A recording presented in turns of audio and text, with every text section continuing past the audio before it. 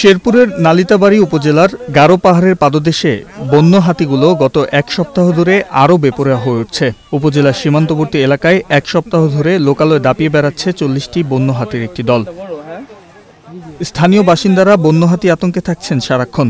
আগে সন্ধ্যায় বন্য হাতির দল পাহাড় থেকে নেমে এলেও এখন দিনের বেলাতেই নেমে আসছে লোকালয়ে। হাতির পাল্টি জঙ্গল ছেড়ে খাবারের সন্ধানে উপজেলার কালাপানি ও মধুটিলা গ্রামে অবস্থান করছে। 5 জুন সোমবার বিকালে বন্য হাতির পাল্টি পাহাড় থেকে নেমে আসে নালিতাবাড়ী উপজেলার মধুটিলা ইকোপার্ক সড়কে।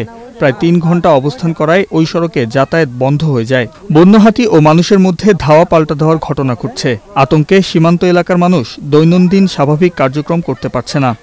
আমাদের দিনে কোন রাতে কোন সারা রাত সজাগ থাকা লাগে। হাতি কই যায়, কই থেকে কই যায়, খালি হাতিরই খোঁজ রাখতে আমাদের মনে করেন যে কাম শেষ হয়ে যেতেছে। আমরা গরিব মানুষ, কামলা দিয়ে আছে ভাত খাই, এই কামলা অতিবার পাইতেছি না, হাতির ভিজে থাকার লাগে। পাল্টি বুরুঙ্গা কালাপানি এলাকায় বাড়িঘর ভেঙেছে। একই গ্রামের এক মৎস্য খামারে হাতিগুলো গোসল ও পানি পান করতে নামে। এতে প্রায় লক্ষাধিক টাকার মাছের ক্ষতি হয়।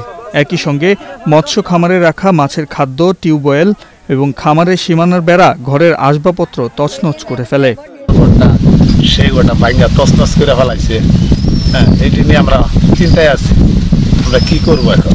এই ফিশারিতে 3:30টায় নামিয়া তারা এখানে গোসল করে, পানি ছিটায় এবং গাছ ভাঙে। অনেক টাকা মাছ আছে, মাছ ক্ষয়ক্ষতি হইতেছে হাতির জন্য।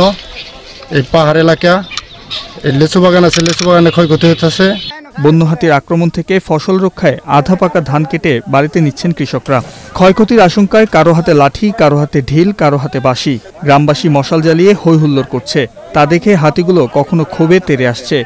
আমরা যা এটাকে সারা দিই, হাতি যাতে ক্ষতি না হয়, মানুষের যাতে ক্ষতি না হয়, কিন্তু তাড়ানোর ক্ষেত্রে তো কিছু জিনিসের প্রয়োজন আছে।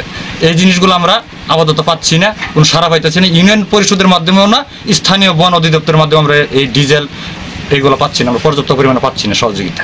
ভাতকুচি ওয়ার্ডের ইউপি সদস্য জানান, বন্য হাতি তাড়াতে দ্রুত সরকারি সহযোগিতা প্রয়োজন। ইতিপূর্বে আমাদের এখানে হাতি লুকো মাইরা ফেলাইছে। সরকারের কাছে বিনীতভাবে অনুরোধ করব, আমাদেরকে এই হাতির উপদ্রব থেকে রক্ষা পাওয়ার জন্য আমাদেরকে সরকার সহযোগিতা করলে আমরা এলাকাবাসী উপকৃত হইতাম। এ ব্যাপারে নালিতাবাড়ী উপজেলার নির্বাহী কর্মকর্তা জানান, সীমান্ত এলাকায় বন্য হাতি ও মানুষের সহাবস্থান নিশ্চিত করার লক্ষ্যে সরকার বিভিন্ন পরিকল্পনা গ্রহণ করেছে। বন্য হাতি দ্বারা ক্ষতিগ্রস্ত কৃষক, আহত ও নিহতদের পরিবারকে সরকার ক্ষতিপূরণ দিচ্ছে। তাই তিনি বন্য হাতিকে উত্ত্যক্ত না করার আহ্বান জানান।